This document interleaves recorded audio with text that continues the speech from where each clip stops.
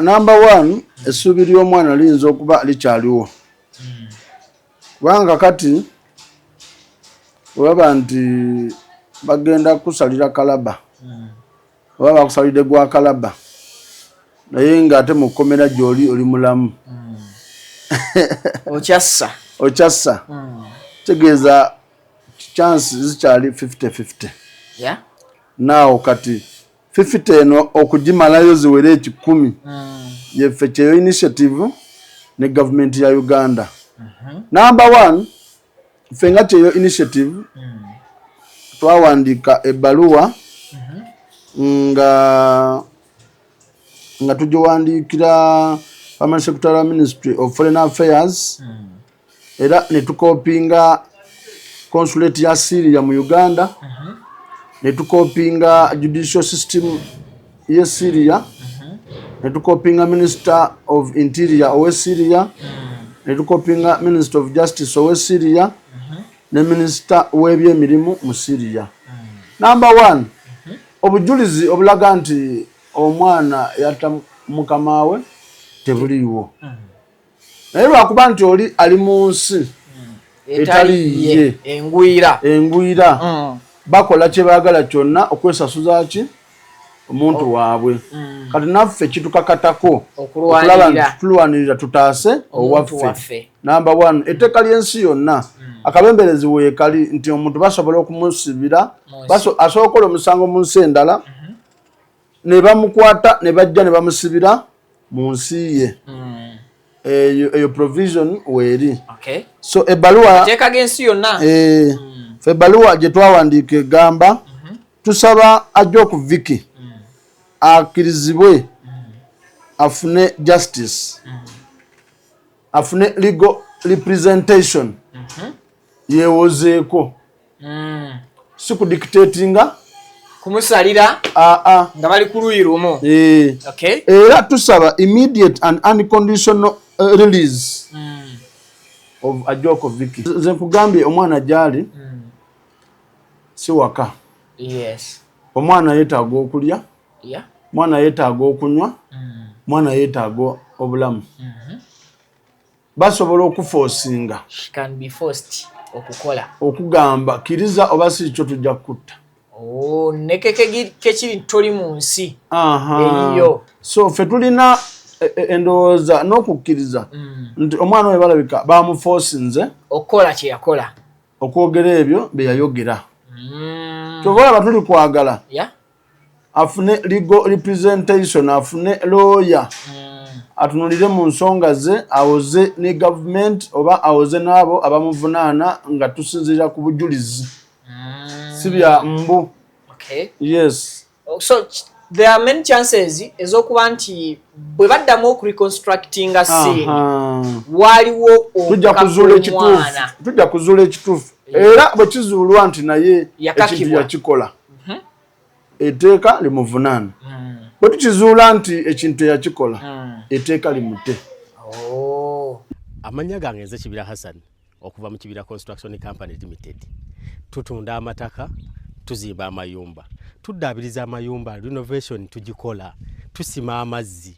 Ffe aba Kibira Construction Company Limited tutunda amataka ag'ebyapa ag'endagaano ku makubo ag'enjawulo okugeza Hoima Road, Bombo Road, Masaka Road, Mityana Road. Ate tukkiriza ne Kibanja Mpola. Osobola tukyalirako ku ofiisi zaffe ezisangibwa Essenge Wakiso oba tukubire ku masimu gaffe 0755 36 37 82 ojje tugende mu maaso n'okwogereza ku bizinesi yonna gy'oba oleese mu ofiisi yaffe nga bwe nzoogeddeko waggulu. Tujja kwataganira wamu kubanga bye tukola tubikola nga biri mu kkubo golokofu. Buli kimu ekigwa mu construction company tukikola. Bw'oba olina ky'oyagala okwebuuza era tukyalireko ffe ba Kibira tukubire buli kimu tusobola okukimala. Ntuusa omukisa okubabuuzaako nti assalamu alaikum wa rahmatullahi wa barakatu. Amanya gange yenze Nyondo Rosette. Amanya ze Nyondo Whitney. Gankola ne Nyondo Gleam. Tuli wano ku Nyondo Gleam Beauty Sport. Nga twagala okubanjulira products zonna ze tulese. Tulina ekizigo kyaffe kitandikira ddala ku mwana omuto okutuuka ku mukadde. Kizigo kirungi nnyo kya natural naye n'abagala okolamu ka brightening tukikola. Tulina products ez'abakyala, ez'abaami ewamu n'abaana. Products zonna ze mulaba wano eno za Nyondo Gleam. Tulina ne bedroom products gamba nga tightener, pulling, eddagala infections, water, appetite, penis enlargement. Tulina manpower. N'abakyala bagala okubanga ate mukola ku hips, mwagala okubanga mukendeeza embuto. Tulina beauty spots eza Nyondo Gleam ez'enjawulo, Enyanama ne wano ekisozi. Mu UAE tusangibwa Dubai ne Sharjah nayo tulinayo branch. Mwana watu gwa batasobodde kujja kutusinkana we tubeera tuli tusobola okubanga ate tukuweereza yonna gy'obeera oli. Kale tubaanirizaako buterevu yonna gye musinzidde okubeera nga mutulaba okwasaako okubanga mutugoberera mu bitundu byonna ebikola eggwanga Uganda ne bweru waalyo byomu yonna ku mulimo gy'osinziira okubeera ng'okakkalabiza ekyo nno ky'okola ky'amaanyi era kyekisinga. Dunia ya kuwatanya buli kadde twagala nnyo okwongera obuyiiya ku egi emirimu gye tukwasaganya so that tubaako oba oliawo kye tufuuka ekyenjawulo ku bannaffe. So n'olwekyo nkukubiriza okwongera obuyiiya awo wennyini w'okolera oli mu kiyumba oli wano waffe ku butaka oli mu katale State Council yakumenyedde wano baako oyiiye walala oseetingewo akalimo obulamu busobole okugenda mu maaso. Mu kaseera kano nyongera okusasira baganda baffe bonna abali mu nsi ezirimu okusomoozebwa naddala obusambatuko bw'entalo ezaleetebwa amawanga asatu okuli eggwanga erya Ireland, Syria okwosaako n'eggwanga erya America. Tubagumya nti bannaffe mubeere bagumu, Mukama ajja bakwatirako mujja kusobola okuvuunuka olusozi olw'ebikompolo oba oliawo lwe muwulira lwe mulimu sinakindi ku mmwe abamu lwe muwitinensinga.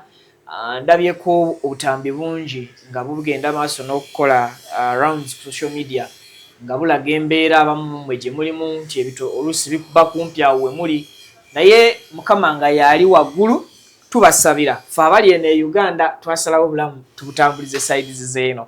Olwaleero ndi mu office y'abakama bange.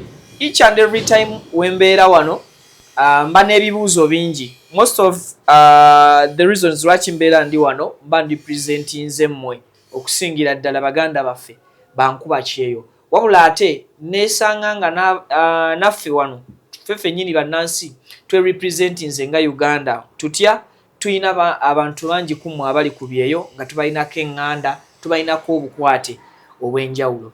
Ndi ku Kyeyo Initiative Uganda ku offices zaabwe ezisangibwa wano Ensambya okumpi ne Sharing Hall. Si location enyangu mumanyidde Convent Road. Yes. Kale ndine bakama bange each and every time wembeera wano nsisinkana bakama bange ab'enjawulo ne tumenyaamenya ensonga zino era munzikirize musabe ababuuzeeko atweyanjulire ate oba oliawo ebigambo n'emboozi tubinyumye tutegeere obulungi obuli mu mulimo gwa Kyeyo Initiative Uganda. Mukama wange tusanyuse okulaba ku mukutu. Nange nsanyuse okubalaba n'okubasinkana leero. Yes, sir.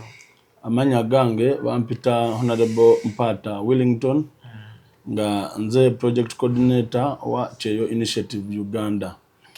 Ntwala okulamusa eri abannayuganda bonna abali wano n'abali ebweru wa Uganda ate era ntwala okusaasira eri abo bonna abannayuganda abali ebweru abakwatiddwa mu mbeera nga tebagyetekedde. Kibi nnyo nti ensi okutwaliza awamu eguddemu akatabanguko naye tugamba nti Mukama ye mubeezi waffe era ye mukuumi waffe bijja kuggwa. Abaana abali mu mbeera ki as Kyeyo Initiative abasinga okugimanya bwe baba nga si bapya ku mulundi guno kweno video ebimu ku byekwasaganya n'ekigendera kyayo kulaba nga eyamba ku baana naddala abali ku byeyeeyo nga tetwawuddemu lukalu ki kwe bali. Sofa olukalu lwa Middle East luli mu kaseera akazibu. Baganda baffe abali eyo bali mu mbeera ki? First and foremost, embeera teyeetaagana kubuuza. Awantu wonna kasowulira nti waliwo essasi, waliwo omuzinga, waliwo okulwanagana, tewabeera mbeera nnungi. So ekyo kyeyogerera kyokka nti bali mu mbeera mbi, mbeera ya kutya, mbeera ya kweraliikirira, era abamu naffe tetumanyi kiddako olutalo oluggwa ddi oba lugenda kutukosa lutya. So okutwaliza wamu tewali ali mu mbeera nnungi, bonna bali mu kutya gye bali yonna. Abamu programu zaabwe olwedde zaafudde, waliwo abadde bakayingira obuyingizi, ogenze kukola kati ate osinkana lutalo. So embeera si nnungi okutwaliza wamu. Wabaddewo abaakagenda okuyiiya ne basisinkana akaseera akazibu. Nafunyeeko abaana ndowooza nga babiri nga bakaabira mu inbox yange ne nkubamu akafaananyi nti kati wano ku Cheo Initiative muli mu mbeera ki mu kureceiving embeera y'abaana abali eyo, report ki eva eyo mu baana awo naddala mu kaseera kano ng'omwana asula wano ku apartment eddako ne bagikuba. First and foremost, oba esookerwako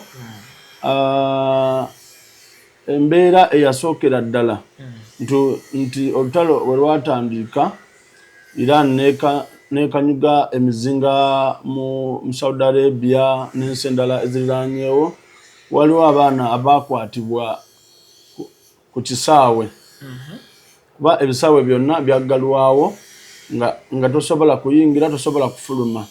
Ekitegeeza bangi bakwatibwawa ku kisaawe. So ffe nga Cheo Initiative bwe twafuna amawulire ago ne tumanya n'enamba yaabwe, twacoordinatinga ne ttiimu zaffe eziri eyo. For example, twasobola okuyamba abaana 12 okubajja ku kisaawe e Dubai, era kati wenjogera bali mu shelters zaffe e Dubai. Tulina n'abaana 3 abali mu areas ezo eziriraanye US Embassy. Kati kubanga bw'otunula mu lutalo luno US Embassy eri omu ku bifo ebitunuuliddwa ebiri mu target. So gwe wenna ali okumpi awo obeera ku bunkenke era naawe obeera target. So as Cheo Initiative twasobola okuyamba abaana 3 ne tubajjayo ne tubateeka mu shelters zaffe using our teams eziri mu this was Qatar.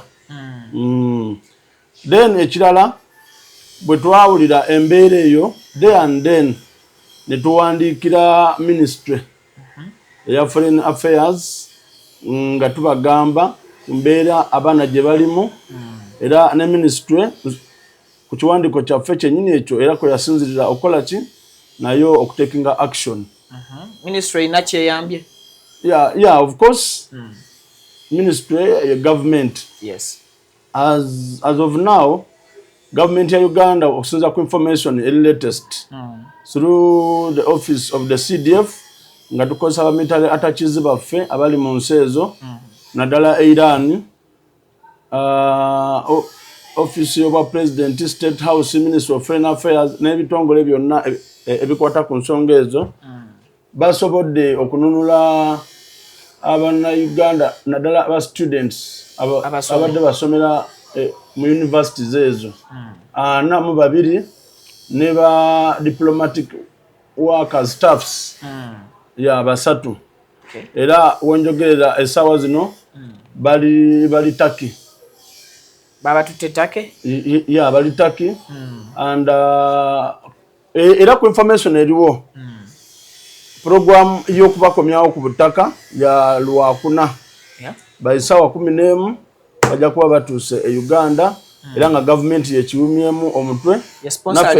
Yes, naffe Cheo Initiative nga tubakubiriza nga tumonitoringa era nga tugaba information. Tetukomyawo tukoze no abakuyita safety warning alerts okulabula eri abannayuganda bonna abali mu nsi ezo nga tubategeeza nti mwewale okutambula unnecessarily ekiro n'emisana okutambula nga tekyetaagisa ekyokubiri temwenyigira mu mbeera yonna ey'ebyobufuzi banawe nga bw'omanyi awabeera olutalo wabeerawo politics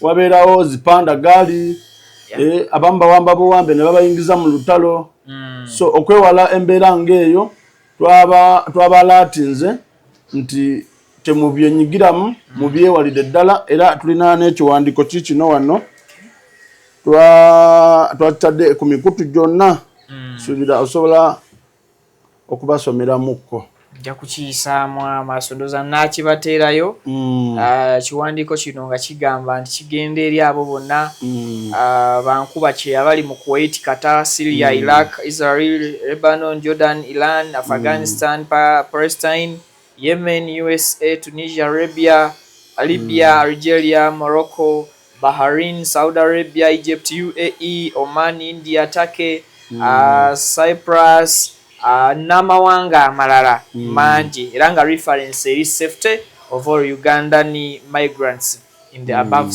stated countries. For all along there has been a number of socio-economic and political instability in the above states which are even treated by massive destruction of lives and property. So mu bufunze kiwandiiko kirabulabulabuzi kikuwa alert nga bakutegeeza bannayuganda abagenda okuyiiya obulamu mu mbeera zonna oba kusoma abatambuze abagenda mu mawanga gano tujja kuba postingirayo ekiwandiiko ekyo. Avoid unnecessary movements both during day and night times. Strictly don't involve yourselves in any social, economic or political confrontations related to the above stated instabilities. Physically and digitally reach out or report to Ugandan embassies or consult in the above states or reach out of the Ministry of Foreign Affairs ne namba z'essimu ne bazikuteerawo oba reach out Cheyo Initiative Uganda ne simu za Cheyo Initiative Uganda ne bazikuteerawo ku WhatsApp ne ku direct call at the same time ne bakuteerako ne email address oba gy'osobodde okukozesa ne all their social media platforms kw'osobola okufunira ba Cheyo Initiatives era nga obubaka buno bwavudde mu ba Cheyo Initiative Uganda era nga beebaza enkolagana. Yes, we appreciate your work and stay in the above named states. Yeah, briefly, ekiwandiiko bwe kityo ekigamba. Yeah, we shall give you a copy. Okay. So kati bannayuganda mwafubye mmwe nga ba Cheyo Initiative okubalaga nti ensi yammwe tebasuuliridde tuli wamu nammwe through Ministry of Foreign Affairs then nammwe ba Cheyo Initiative ne mufuba okukakasa nti Munnayuganda abeera safe mu nsi ezo. As of now waliwoko ababawanjagidde nga babategeezaako nti tuli stranded here and there twetaaga okurescuingibwa oba tukyali awo alert. Information zijja buli kaseera. Essaawa zino buli omu nkugambye ali mu Middle East. Yes. Teetaaga nakugamba nti neetaaga obuyambi. Ekyo buvunaanyizibwa bwaffe kati okumanya nti kati let's follow up buli Munnayuganda gyali ali mu mbeera ki era tuli kugezaako nnyo nga tukozesa ttiimu zaffe eziri eyo okumanya abali wano bali batya and we are starting to get reports very soon. We shall give you feedback. Okay. So babeere bagumu. We are following up. Tetwebase eyo nsonga yaffe etukwatirako ddala because mwe muli baganda baffe mwe muli bantu baffe muli Bannayuganda ffe mweffe tetusobola kubalekerera yensonga lwaki ffe weetuli. Okay, bamama bangi naddala abakyala abalina abaana mu kategore y'abakadaama okusingira ddala ababeera eno nga bali mu maziga balowooza nti oba oli awo bayinza okukabatema anytime nti abaana bammwe be bamu kubakoseddwa olutalo luno. Kiki ky'osobola okubagamba mu kaseera kano abali wano? bazadde baffe oba bazadde bannaffe tubagamba nti mmwe omusinga okwogera n'abaana abo abalala be bayita bakadaama ffe tubayita bakozi mujje wano ku ofiisi zaffe tusangibwa wano Ensambya okumpi ne Sharing Hall oluguudo baluyita Convent Road mujje mututuukirire mutuwe information yonna tusobole okufollowinga up ku baana bammwe yonna gye bali kuba mmwe abasinga okumanya ebibakwatako tubaaniriza ofisi yaffe ebeera nzigule okuva ku makya paka olw'eggulo yesebo. Okay, ndoza ensonga tugimekinze clear because badde nfunako amasimu g'abazadde abamu nga bambuuza mwana wange sikyamuwuliza and even before nga tetundaba kuva ku nsonga oyo omuzadde muwe enamba yaffe atukubire akubira abakye atuwe n'enamba y'omwana we for following up. So fe embeera ya abaana bano mwe bakolera eri etya okusinziira ku reports zammwe embeera mwe bakolera ensonga lwaki mwe bayita bakadaama kubanga embeera gye bakoleramu si esanyusa. Tewali muntu ali bweru wa Uganda nga ali kubwa maid nga ali mu mbeera nnungi. Abaana babatulugunya, abaana bababonyaabonya, abamu emisaala girwawo, abamu balwala ne batafuna bujjanjabi, abamu bafiirayo. So embeera yo mbi.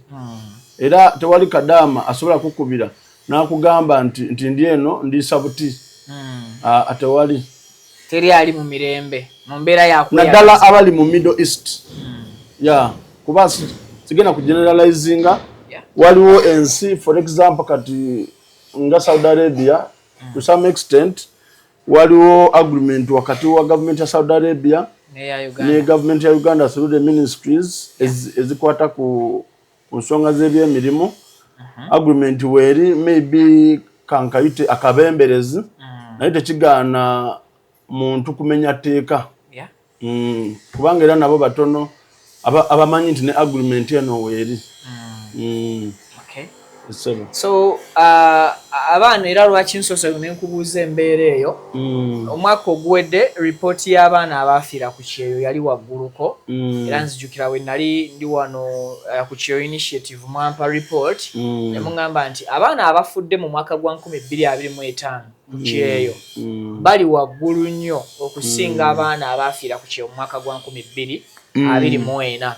2026 yakajja atandike reports ziri zitya ratings ku bulamu bw'abaana bano bwe tukompeyalinga kiri kitya kati nga bw'ogambye nti omwaka gwakatandika we have a system gye tukoleramu zi report ezo buli quarter tucompilinga a report kati sawa zino the year had just started ate tubadde tukya following up ebyo ate n'olutalo ne lutandika wabeerawo n'ensonga ze Cambodia kati ensonga nyingi eziri ku meeza ezikutte attention ya buli omu naye nga sobola kugamba nti 2026 esinga 2025 kuba twakatandika. Yesebo. Okay, waliwo ko strategy wakati wa Kyeyo initiative ne government okukwasizaako ku bazadde oba binganda z'omuntu singa aba afiiridde ebweru w'eggwanga. Strategy weeri era njagala okutegeeza bannayuganda yonna gye muli nti musabire nnyo Kyeyo initiative era mugikubirengako ne mu ngalo kubanga ffeffekka abeewaayo era abamalayo okulaba nti ensonga y'abaana ababafiiridde ebweru ekwatibwako. Ebiseera ebisinga ffe abategeeza gavumenti kizibu nnyo okusanga gavumenti ndi ategedde ku nsonga eyo nga si ffe abagitegeezeza.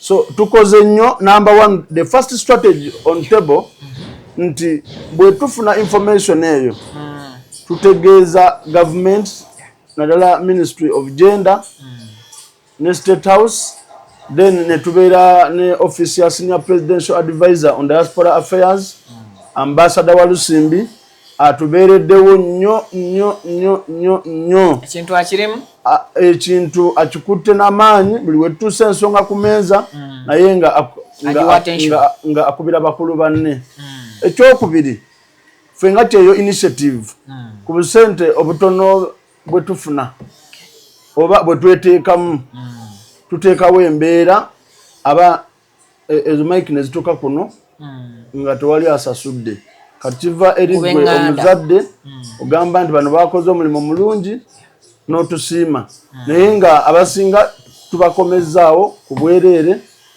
nga tukozesa bapatanazi baffe abatukwatirako State House office ya ambassador wa Lusimbi ne MDAs endala.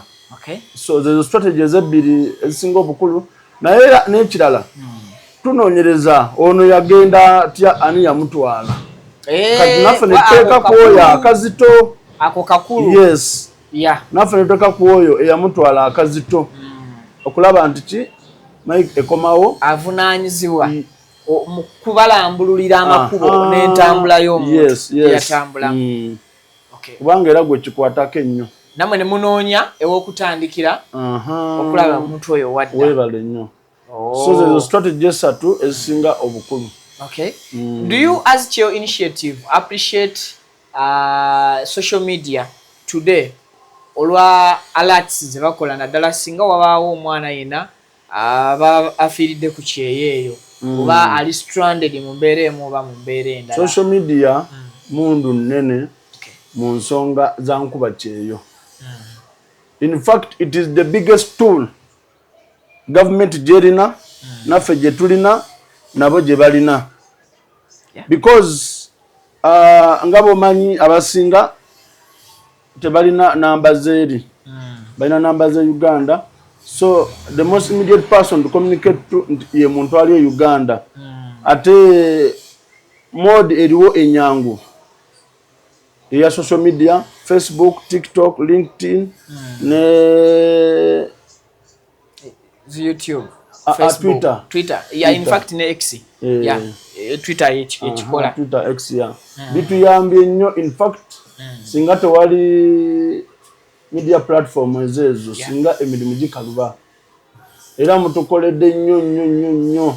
You are one of the people government era nze nsaba n'okusaba nti government recognizingeyo abaana abo abateekayo accounts zaabwe okulaba nti bayisaako amawulire gonna agakwata ku Bannayuganda abali ebweru bakoze omulimu munene naffe awamu gye tubijja ne tutandika okufollowing up. So you really appreciate we appreciate emirundi 1000. Kakati era mu mbeera y'emu ku social media okwo era awo wennyini wensabira government releasing Facebook abaana bagikozese nga tekuli limitations bagite mukulu yategeeza luli nti enteeseganya zirabika ziri mu finalizingibwa ekintu bakite ku social media okwo era kwendaba abaana abakaaba abali e Cambodia kiki ekiri e Cambodia ndaba bagamba there are over 1000 Ugandans abaana bangi abali e Cambodia. Cambodia mbadde simanyi nnyo nti Bannayuganda bagenda kukubirayo nnyo ekyeyo mbadde sikimanyi nnyo besanga batya abaana bano okutuuka mu mbeera ya Cambodia and bali mu mbeera ki was it kyeyagalire and baliyo bameka abatuufu because each and every week ndabayo akatambi akalina number 1 in fact wali amanyi namba entuufu kubanga ne bwoba ogoberedde letters High Commission ya Uganda zezewandiika buli lunaku letters zibeeramu additional list otegedde zikyukakyuka leero baana 10 enkya ne bongerayo 7 enkya ne bongerayo 6 lala 2 otegeera so enamba tewali agimanyi olw'ensonga abaana bwe bali bagenda tebategeeza ku gavumenti nti tuli abaana 7 tugenze kukola Cambodia ne gavumenti ya Cambodia nayo abamu yali tebamanyi nti bali mu nsi yaabwe abaana bakukusibwa omwana afuluma wano, for example, kankweka example. Afuluma wano nti agenda Kenya. Bwatuuka Kenya n'alaba ng'embeera si nnungi. N'ayita wali n'ayingira Tanzania. Kati wano gavumenti emanyi ali Kenya. Kati ate ye omwana amanyi ali Tanzania. Kati bw'afuna obuzibu awo we tumanyira.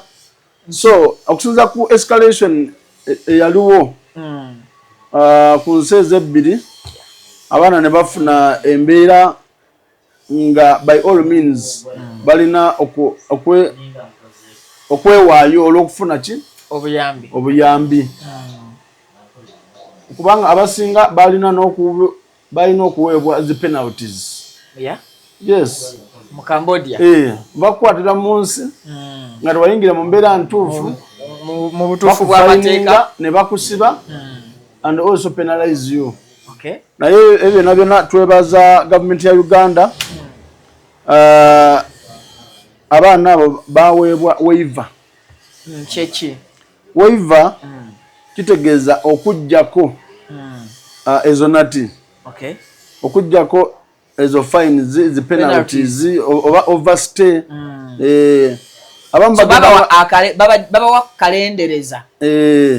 Abamu bagenda nga batourists nga balina tourist visa n'asigalayo. Owulira? Kati oba kukwata visa yo eriwa ebeera overstay. Okay. So government ekoze nnyo. Kati specifically abaana bano bava Uganda nga bagenze Cambodia kola it is oba anti ebiseera bisinga bafuluma mu mitendera mingi. Yo omwana yaba n'ekigendererwa kye mu mutima n'oyo amututte. Kati biru era wakati wa babiri agenda n'atwala. Kati fenga ffe for example gye yafunye visa bamanyi omulambuzi ajja. Bamanyi mulambuzi yajja. Kumbe yamutwala. Nafu wano Uganda tumanyi omulambuzi agenze kulambula. Agenda kumalayo omwezi gumu oba weeks 2 akomewo. So zeze mbeera ezisinga abaana mwe batera okuyingira mu mawanga neyesanga nga he has overstayed olw'embeera talina asobola kumuyambako okulaba nti bamuggyako ezo penalties eza overstay asobole okukomawo. N'atalaafiya n'agamba aizulu kati kanfiire wano. Abaana crimes nyingi buli omu ensonga abamu kubendabyeko abali Cambodia bagamba nti companies z'abasuubiza emirimu mu mawanga amalala bekanga bali Cambodia. Era kye nakugambye kyekyo. Kati companies zino as Cheo initiative, I know this company nga oba initiative eno egezaako okulaba nti esolvinga obuzibu nene funa ne cause y'obuzibu. Kati cause y'obuzibu buno abaana babanga bavuddeyo okugyogera nti aba batwala babalimba kirala.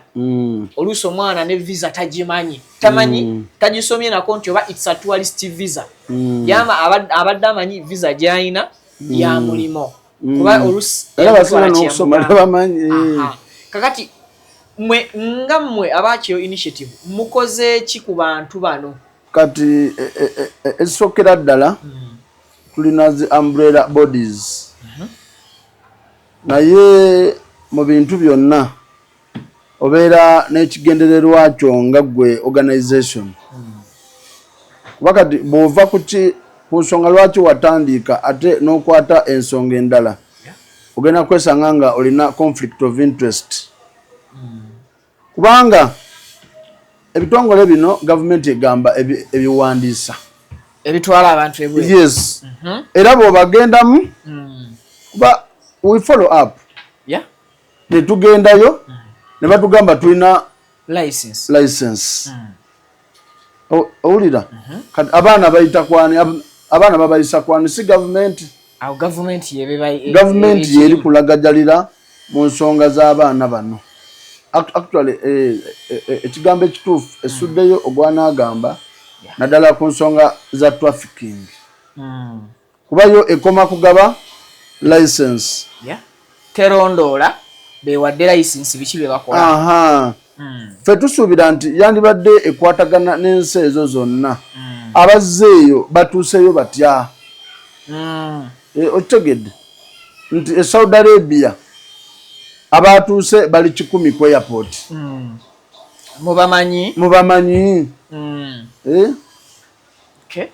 Okitegedde naye ebyo byonna tebabifaako ogwabwe kuregulatinga na kugaba zi license n'okulaba nti bateekawo zi offices anti-trafficking labor office bikoze bitya naye in reality action bagirekedde ffe ate ffe emikono gyaffe minafu ku nsonga ng'ezo tosobola kulwanagana na bitongole ebitwala abaana bweru nga sigwe wabiwa license.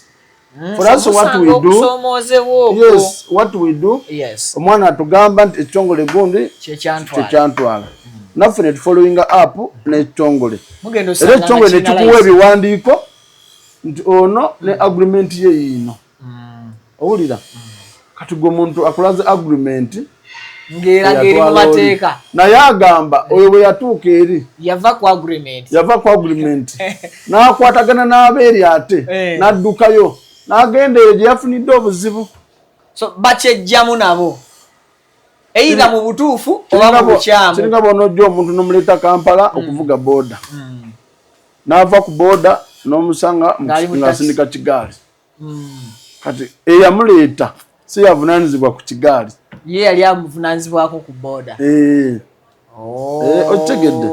So streamlining mu mirimu elakinga awo gavumenti erina okuteekawo regulations ezimala following up ono gyagenze ekituufu gyali oba taliyo. After every period nti oba after 2 years let's find out abagenda Saudi Arabia gye bali naye tewali akikola tebana na namba y'abaana abatuufu abaliyo ebweru. Embassies mu mawanga ago zikoze omulimu gwazo in case nga zituukiriddwa abaana bano according to your reports. Nga bw'omanyi ebintu bya gavumenti abantu abamu bagenda mu mirimu kunywa caayi kulya sumbuusa okitegedde they don't care. Ripooti bw'ogenda ku embasies ezo fayiro z'abaana eziriyo nnyingi balina fayiro naye fayiro ze bamanyi nti nkulu nga waliyo lutalo omwana afudde ezo zibatwalanga ensonga waliwo omusango gw'amaanyi gukosa erinnya ly'eggwanga okitegedde ezo batwalanga ensonga naye nti omunauganda baganye okumusasula emyezi 5 boba mayina ku bo ezo mayina tebafaayo. Omunauganda mulwadde tewali ali kumujjanjaba ebyo biri mayina gye bali kati ate ffe kyeyo initiative awe tugiramu ne zibeera ensonga enkulu era ebiseera ebisinga ffe tufuula ensonga z'abankuba kyeyo okufuuka enkulu ne zituuka ku mmeeza z'abakulu. Weebale nnyo nezikolebwako already ziba zaatuuka ne zitafiibwako kati mmwe muzisitula ne muzifuula enkulu muziwa gavumenti n'eryoka ezikolako. Weebale nnyo. So kyeyo initiative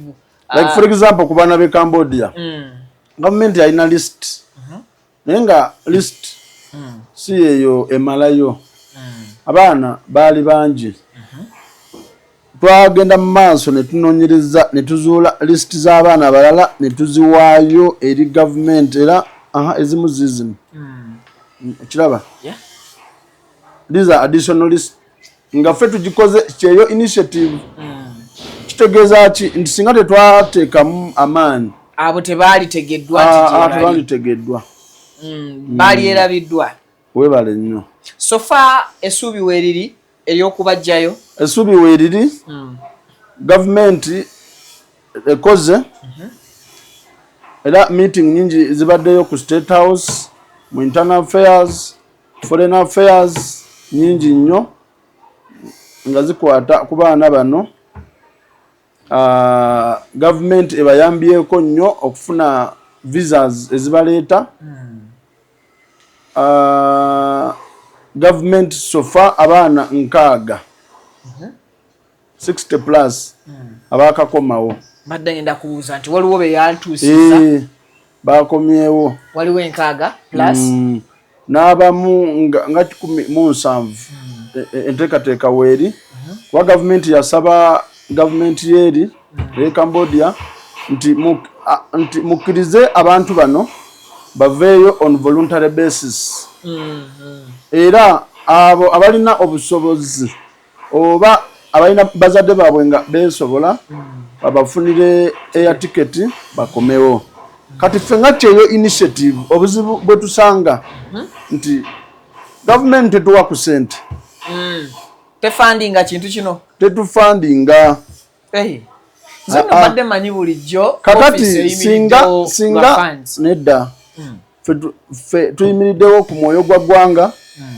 na mwoyo gwoggwe kyawa nakyewa omwoyo gwaffe n'omwoyo gwo kati nze nenkwata transport wange nengenda ku Ministry of Foreign Affairs naawe n'ogamba kyeyo initiative mutukoledde bulungi n'otuwaayo omutwalo ogamba Katonda abaddezeewo so tufuna esaala n'akatono likaba ayagadde okola ki omwoyo gwa Yesu mulungi naye oluusi omwoyo gwa Yesu omusaayi gwa Yesu gumala omusaayi gwa Yesu naawo ffe nga ffe kye initiative tulina amagezi ge tuwa gavumenti wabeerewo emergency fund nga boolaba nti waliwo Uganda Road Fund waliwo wildlife fund esente eziri standby nga ne parliament bweyina supplementary webale nnyo esente eziri standby nti ffe kyeyo initiative bwe tufuna embeera ng'eno kati ey'abaana b'e Cambodia ezo esente zandibadde ziyamba abaana abo okufuna ticket zibenga weziri because abaana abo gye bali bakola naye ekyabatwala ebweru bonaabulina families zaabwe zibaleke mabega era bwe bafuna esente ezo zikomawo mu gavumenti ya Uganda emisolo negiweebwa emisolo gavumenti nefuna because noono agenda zikwata agule ettaka agule emmere agule sukaali atambule awo wona abeera awagira gavumenti mu misolo therefore tusaba wabeerewo emergency fund ekwasaganya ensonga z'abaana bano ekyokubiri ensonga y'emirimu yese tuganye waliwo emirimu emitonotono naye n'ensasula mbi omwana ali ku level egenda ku bwakadaama yoyo asobola okukola wano obwa house girl wano naye ali kusasulwa meka wano obwa house girl bajja bawa 15 ate 15 oyo kati aba akola wa minister mitwalo 5 mitwalo 6 mitwalo 7 ba maidi bawan yes mu makage betulineka yes 7 5 5 asasula 15 akola makaga ba minister asajja bajoze gwanga kakati omwana bwawulira ntwalo gye bagabe ekyenda okugenda nkole ekyenda n'okukola wano 8 omulimu gwe gumu nondeko ki kangende eri wali ka price akagenda gye bagenda okola ki okutulugunya so ekizibu ky'emirimu n'ensasula n'emirimu yes mitono n'egiriwo kisasula kitono industries weziri nyingi government egamba industries nyingi naye following up industries ezo sasula abaana meka kakaago olunaku webale nnyo kati oleese emirimu naye n'omulimu gwoguleetedde talirwedde gukola kuba ensasula ki mbi ekyo kitegeeza ki nti era toyambye yadde omulimu ogutaddewo naye gulinga ogutaliiwo webale nnyo oli bwana abalaabalamu nga n'omwezi sente zakuŋŋanya ku mulimu akatogo ka 13 ate asasulwa emmere ya 9 nfuna 6 lwaki sibeera wano nentunda ettaka lyange nengenda e Dubai nfune 9 oba akakadde nfune 9 omwaka nfune milioni zange 12 ettaka nazzaawo mpola ettaka yatunda milioni 5 mwaka afunye 12 mukama ng'amubedde alizizaawo alizizaawo n'omulimu ne gusigalawo. So therefore emirimu gyaffe Abannayuganda bali ebweru bandibadde bayambibwa bulungi. Lwaki ffe bakyeyo initiative n'ebitongole ebirala ffe tuli readily available, ffe tulondoola ensonga zaabwe okulaba nti zikolebwako, okulaba nti zituuka mu gavumenti zikolebweko. Naffe batukwatireko. Baba funding. Yes, gavumenti yaleese bill, NGO funding bill. Naye bakyagikubaganyako ebirowoozo. Katulinde tulabe ekinaavaayo. Oboolyawo anaabawo akalungi. Yes. Abaali batuwa obuyambi baabirinnyamu. Tegedde. Okay. Baabirinnyamu. Right now as I'm speaking, USAID wano tekyagabawo obuyambi. Tekyaliwo. Tekyaliwo.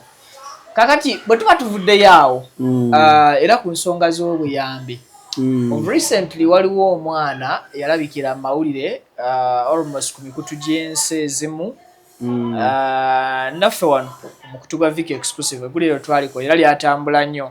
Eri omwana agambibwa era nti Ajok Vicky nti yatta mukama we. Ensonga z'omwana ono zituuseewa mwenga abakyeyo initiative so far ku bye mulinawo cause rounds rumors zigamba nti omwana anytime bamusalira akalaba. Are there chances ez'omwana oyo okusigala nga mulamu olw'okukomezebwawo eka?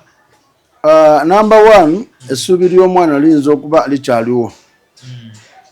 Kubanga kati olaba nti bagenda kusalira kalaba. Oba bakusalidde gwa kalaba. Naye ng'ate mu kkomera gy'oli oli mulamu. Okyassa. Tegeeza chance zikyali 50-50. Yeah. Now kati 50 eno okugimalayo ziwere 10 yeffe kyeyo initiative ne government ya Uganda. Number one, ffe nga kyeyo initiative twawandika ebbaluwa nga tugiwandiikira Permanent Secretarial Ministry of Foreign Affairs era ne tukopinga consulate ya Syria mu Uganda. Ne tukopinga judicial system ye Syria. Ne tukopinga Minister of Interior owe Syria. Ne tukopinga Minister of Justice owe Syria. Ne Minister w'ebyemirimu mu Syria. Number one, obujulizi obulaga nti omwana yatta mukama we tebuliiwo. Naye lwakuba nti oli ali mu nsi etaliiye engwira bakola kye baagala kyonna okwesasuza ki omuntu waabwe. Kati naffe kitukakatako okulaba nti tulwanirira tutaase owaffe. Number one, etteeka ly'ensi yonna akabemberezi weekali nti omuntu basobola okumusibira asobola okukola omusango mu nsi endala ne bamukwata ne bajja ne bamusibira mu nsi ye. Eyo provision weeri. So ebbaluwa ebbaluwa gye twawandiika egamba tusaba Ajok Vicky akkirizibwe afune justice, afune legal representation, yewozeeko si kudictatinga kumusalira nga bali ku luuyi lumu. Era tusaba immediate and unconditional release of Ajok Vicky. Mwagala ateebwe watalika kwa kulizo. Omuntu ali kugwa mada. Ate mada wamukute ngatta. Olina obujulizi tebunnabeerawo. Ate unconditional release kitugambye nti tagenda kwozesebwa. Arelizingibwe akomewo wane Uganda abitebye. Yes. Nga abesingibwa kuteeka liri nti asobola n'obuvunaanibwa mu nsi ye yadde omusango yaguddiza mu nsi. Kubanga olwedde okubeera ne consulate ya Syria wano kitegeeza ki nti Syria wano weeri esobola okugoberera ogwo omusango bulungi nnyo. Kyetwagala wabeerewo obwenkanya. Ensonga endala tusaba repatriation of Ajoko Vicky. Okomezebwawo era ebbaluwa yino ojja kufunako kopi. Kyeyo initiative Uganda eya government sinabagiraba naye ffe twawandikira government. So mugenda tuwaako kopi eno? Tugenda bawa kopi. Ensonga za Ajoko Vicky zisobole okubeera nga nazo zitegeerekekwa bulungi. So mwastating ensonga nyingi nnyo ku lw'obulamu bw'omwana ono. Ekyo nno kye kimu ku biraga nti you care. Ffe tufaayo. Yes, you people, you really care. Tewali nsonga eguddewo gye tutalina mu mukono. I tried to one day to contact one of the people abali mu government naye teyampa budde because nakola video yatambula nnyo about ensonga z'omwana ono. But I'm so surprised okulaba nti at least you took time ne munoonya obuzibu bwe buli ne bwe bwali, and not only that ne muwandiikira n'abakulu basobole okutunula mu nsonga zino. So far tulina chances 5 ne bali balina 5. This side of Uganda is fighting hard to score the other 50 to make it 100. Ne Syria naye erwana okufuna this 50 naye kimalire ewaabwe. So chances ffe weeziri bwe tupimapimamu ez'omwana okukomawo n'avunaanibwa wano oba abali be basinga chances ennyingi. Of course ensi gyali balina chance enyingi kubanga togenda bama mubako bubbi alina okuyita ku kisaawo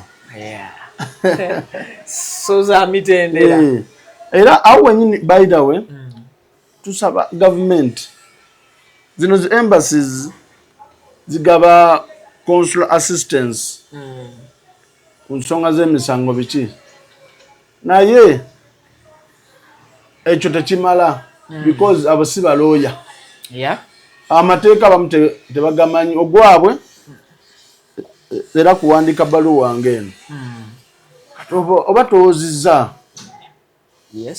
kiringa bw'onoogamba nti ensonga z'abakyala kwe ziri ku kyalo bazitutte ewana abakyala n'abakyala tamanyi mateeka agafuga ensonga z'amaka ye alungamya bulungamya ku kireeteddwa mu maaso ge, naye okumalawo ensonga etteeka lirina okujja nelitaputibwa. Etteeka lirisalawo ani ali mu nsobi si opinion ey'omuntu. So tusaba government ya Uganda efune legal representatives ku buli embassy okulaba nti eyimirira mu nsonga z'abaana abali ebweru pro bono. Kubanga ne wano nti bw'obanga walopye omusango ku police oguli criminal, government yeguwoza obeera versus government. Ate bali nabo baganda baffe bana Uganda service gye bafuna wano neri balina okukola ki okugifunirayo. So tusaba abaana abo babafunirenga ba lawyers. Owulira kuba olaba kati ffe nga kyeyo initiative tusobola okufunira omwana lawyer kati ate government wano ku kyeyo mufunira omwana munnamateeka kubanga neri mu misango egimu waliwo abagaba pro bono legal services. So era abo bennyini betuyitamu netubagamba tusaba obuyambi muganda waffe bamuvunaana ABCD naye tusaba mugende mu representing but not all the time. Kyabwalumu naye government yo erina obusobozi obusasula. So tusaba ensonga eyo etunulibwemu baganda baffe bafune justice ebisinga babawaayiriza. Was the video gye twalaba kwa Joko, was it AI generated video? I know you cannot confirm that whether it was and tova twagala balooya. Because twalaba omwana mu mawulire nga yeewaako obujulizi nti yes I did it. Kakati awe tubuuliza kiringa nze nkugambye omwana gyali si waka. Yes. Omwana yeetaaga okulya, Yeah. mwana yeetaaga okunywa, mwana yeetaaga obulamu. Basobola okufoosinga. She can be forced okukola. Okugamba kiriza oba si kyo tujja kutta. Oh, nekeke kekiri toli mu nsi. Eyo. So ffe tulina endowooza n'okukkiriza nti omwana we balabika bamufoosinze okukola kye yakola. Okwogera ebyo bye yayogera. Kyova olaba tuli kwagala. Yeah. Afune legal representation, afune lawyer. Atunulire mu nsonga ze, awoze ne government oba awoze n'abo abamuvunaana nga tusinziira ku bujulizi. Si bya mbu. Okay. Yes. So there are many chances ezokuba nti bwe baddamu okureconstructinga scene waliwo tujja kuzuula ekituufu era bwe kizuulwa nti naye ekintu yakikola etteeka limuvunaana. Bwe tukizuula nti ekintu yakikola etteeka limute. Yes. So awo we tuli akadde kalabika katandise okuba nti kakuliira empiya naye nga tuwumbawumba bangi ku bantu abagenda ku kyeyo eyo nga tebamanyi emirimu gya kyeyo initiative. Bamala kutuuka eri ne bagwa mu ntata ne babaako be bakubira ne babagamba you contact kyeyo initiative. For the first viewers ku mukutu guno kyeyo initiative tusobola kukidefining atya? Yes. Kati number 1 era ngenda kusaba omunamawulirewo no I'm sorry owa kamera ankwatire kagundi ako ajja kafuna tujja kabana ako naye nga ffe emirimu esinga gye tukola. Yes. Number 1 tulwanyirira era tupromotinga n'okukuuma eddembe y'omunnauganda yenna agenze ebweru okukola. Omuzungu kyandise promoting, safeguarding and advocating for the rights of migrant workers. Gwe mulimu gwammwe. Ekyo kye tuloota buli lunaku. And mulwana okukituukiriza. Ekyokubiri. Yes. Tulobinga on behalf of migrant workers. Mubasakira. Nga kino kyenkugambye nti beetaaga representation mu nsonga z'amateeka and we are lobbying. Fayiro gye ziri mu bakulu. Mukama wana batuyambye inshallah nga kikutuka kijja kukutuka. Ensonga eyokusatu tuyamba okukomyawo bodies z'abannaffe ababa bafiridde ku mawanga ku mirimu. Tukansolinga abaana bakomawo wano nga bali mu mbeera ey'okwe omanyi kyekitegeeza watunze ettaka watunze ennyumba ogende ebweru oyiye n'otuuka embeera n'egaana oba ne bakubba oba ne bakuma omusaala oba n'okolera bwereere ne bakudipotinga wano n'okomawo nga neza tiketi kyeyo initiative eyakusondedde. watunda ebibyo omanyi psychological touch eyo ebeerawo kiba kinene. Era oyo omwana baba si mugumu singa afuna amuwa 1000 agula omuguwa nejambudde. Yes. So what we do bwe bakomawo kuba abasinga tuba receiving ku airport bwakomawo ne tumuleeta we hire counselors n'atuula naye ne bamubuulirira nti kisoboka okuddamu ne weezimba ensobi zituyigiriza bingi. They know how they do it. Baba counseling. Yes. Abamu tubyekolerako naye nga mostly tudiringa ne ba professionals. Yes. Okuzza obwongo bw'omuntu ono mu mbeera n'aterowooleza kwetuusaako obulabe. Okay. Ensonga endala we sensitize. Tubuulirira. Okay. Tukola awareness okutegeeza. Singa wabeerawo embeera yonna kati nga bino. Ebya Middle East. Twamaze dda okubuulira Abannayuganda bonna okubawa alert zonna ezeetaagisibwa. Ogwo nagwo omulimu mukulu nnyo. Nnyo. Gusobola okwewaza ogwa mu ntata. We also advise. Mowa amagezi. Bojja n'otugamba njagala kugenda bweru.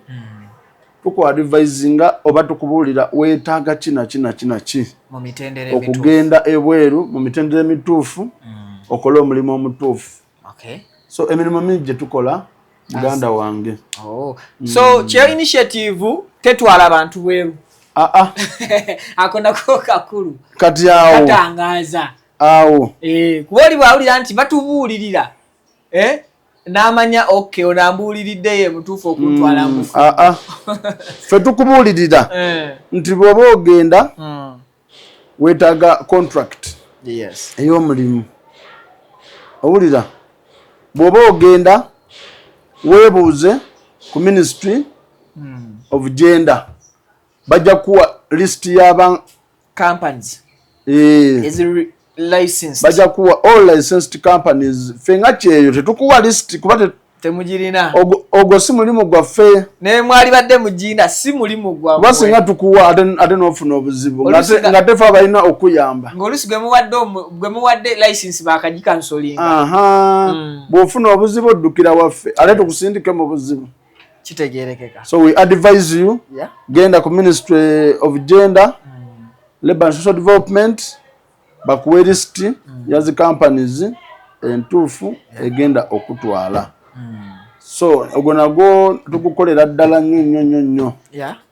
We don't take people out. Do you still have that hotline omwana kwakubanga afunye obuzibu? Because I remember when nali wano bangamba nti ne bwe ziba ssaawa mmeka omwana akuba n'annyonnyola obuzibu bwe. Enamba bweziri. For example, abagala WhatsApp tulina +256 oba 056 594 638 ne 063 256 927. Aba basoma ennyo abagala zi email. You can reach us on cheyoinitiativeuganda@gmail.com. Oba sekyo genda ku mikutu gyaffe social media bw'onoonya Cheyo Initiative, yingizamu Cheyo Initiative oba TikTok oba X oba Facebook, ojja kutusanga owereza obubaka ojja kututuukako. Tulina n'enteekateeka eya call center egenda kuba ekola 24/7. Era otusaba gavumenti etuyambire dda. Continent egenda kubeera ne call center Africa, Middle East, Europe, Asia. Osobola okuba? Yes, anytime. N'ofuata n'oyogera ensonga zo ne tuzitandikako. Yes, sir. Tusiibule endowooza abatulaba akadde kabadde kawanvu ketwogeredde era bingi ndowooza babifunye obufu obufaanaganako bwetyo. Yes, sir. Ntwala omukisa guno okukubiriza Abannayuganda mwenna nti oyo yenna ali mu nteekateeka egenda ebweru wa Uganda okukola oba oyo yenna ali mu nteekateeka ey'okuva gyali, for example ovudde Koboko kujja Kampala, eyo nayo migration. Ate yawano tebagifaako naye eyo kya bubi nnyo. Omwana ne bamugya eri nga bamulinde mulimu mulala ne bamutuusiza mu nnyumba y'omuntu. Kiruma tamanyi ne gye bamututte bamuleese kiro mu baasi nga ne bamwa transport ndayo ewammwe tamanyi balinyirawa ate ayitewa ne gyali omubuuza where are you? I'm just seeing a tall tree here. There is a taller building here. It produced another building. I am seeing a signpost reading MTN Uganda. No mubuza MTN wa. So, yes. Wana Uganda mwenna abateekateeka okugenda ebweru oba okutambula okuva gy'oli okugenda walala okukola emirimu, tubakubiriza nti mwegendereze mufune details oba munoonyereze ku companies ezo oba ku oyo omuntu agenda okutwala. Tokyamuka. Bugubugu si muliro. Yes. Era tubakubiriza nti mugende mu bitongole bya government oba zi ministries munoonyereze ku bantu abo. Ministry of Gender weri, Ministry of Internal Affairs waliwo office number, coordinating and trafficking. Nabo balina database ekwata ku companies ezo. So tubasaba nti temupapa akutwala munoonyerezeeko naye nga bwenga akusaba ebikwatako nawe musabe ebimukwatako. Tosonyiwala. Musabe. Webale nnyo. Ekyokubiri bwe mutuuka eyo akasente kammwe mukaweereze abantu abatuufu. Abaana bangi bakoze losi naweereza sente oli naginywamu endigi chayi wenjayi oli nagiryamu akakoola sente y'omwana.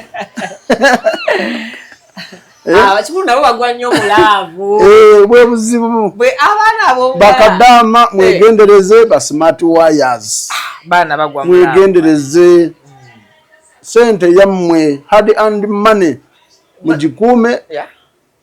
Era tusaba nti bw'oba oweereza omuntu sente oba kyetaaga n'akuweereza agreement oba receipt oba kiki but follow up nga sente zo tobeera na muntu omu leka kabeere akakiiko akamanaginga ki sente zo nti taatawo amanyi nti maamawo yafunye sente zo ne brother benga akimanyi ekitegeeza ono bwazirya bajja mubuuza tuli kulya za mwana otegeeza ezo nyombo mu makati no problem antu twagala kutaasa sente zaabwe sente ya mwana oyo so ne baganda baffe abali ebweru wa Uganda naddala mu Middle East embeera si nnungi ekintu kyonna ekiri mu America ne Israel ne Iran si kya kutwala ze joko ffe tulabanga olutalo. So abasobola okudda tubasaba mukwatagane nezi embassies eziri mu nsi zammwe oba mukwatagane n'ekyeyo initiative enamba tugibawadde bwe tukubire tugenda kuyamba mu ngeri yonna okutuusa ku government oba abonabona bekikwatako omulanga osobole okulaba nti otaasibwa. Tusaba Katonda abakuume kubanga ye mukuumi asinga. Tusaba Katonda buli gwe tutuusaako omulanga asitukiremu. Era tusabira ne bannayuganda abali wano babeere balamu bakakalabya emirimu ne gavumenti yaffe ennungi ekoze enteekateeka nyingi ekoze emirimu mingi okwasaganyizaako bankuba kyeyo naye ebituli bikyaliwo bingi. Emirimu mitono. Population y'abavubuka eri 70%. Tegeeza emirimu gyabwe mitono yensonga lwaki bagenda ebweru okubonaabonera eyo. Ate gavumenti njikubiriza yegendereza. Munaatunulira abaana bano bagenda ebweru. Saawa egenda kutuuka nga munoonya ba maid namwe nga temubafuna. Obakolera. Abantu badde babakolera nga baafuluma. Badde manyi banagenda okera kati maid asigadde wano ajja kusaba akakadde. Nga naye ebbeeyi eyeewalisa. Nga demand eri waggulu. Yes. So okutaasa gap ey'abakozi tugezeeko okuteekawo embeera esikiriza abaana baffe okukolera wano ate nga bafuna ng'omusaala mulungi ng'emirimu egiriwo giwa omuntu akaseko. N'olwekyo baagaliza omwaka omulungi. It's never too late to say happy new year. Happy new year too. Kale tweyanziza nnyo tweyanzege badde mbanyi ogenda gamba nti gavumenti efeeyo tunule ku bavubuka omuwendo percentages eya 70% gyogambye efuluma tuyinza okera ku makya nebanga mubenoonya okulembera abavubuka baweddemu mubeere bulungi kale amanya gange nze Kibira Hassan okuva mu Kibira Construction Company Limited. Tutunda amataka, tuzimba amayumba, tuddaabiriza amayumba, renovation tugikola, tusima amazzi. Ffe aba Kibira Construction Company Limited tutunda amataka ag'ebyapa ag'endagaano ku makubo ag'enjawulo okugeza Hoima Road, Bombo Road, Masaka Road, Mityana Road.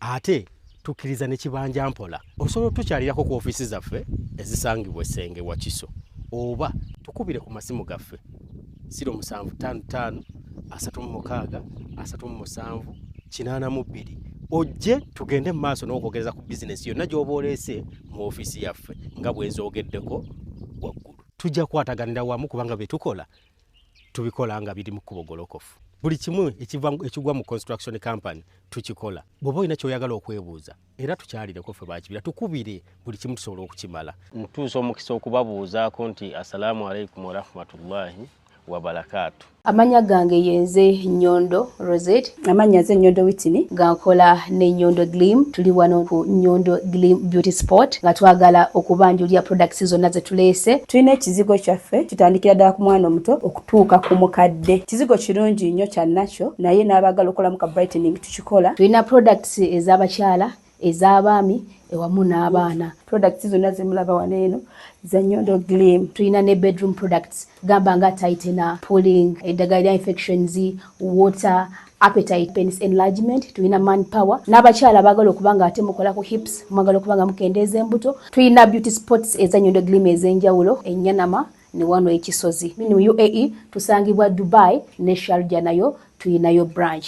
Mwana watu gwe abatasobodde kujja kutusinkana we tubeera tuli tusobola okubanga ate tukuweereza yonna gy'obeera oli.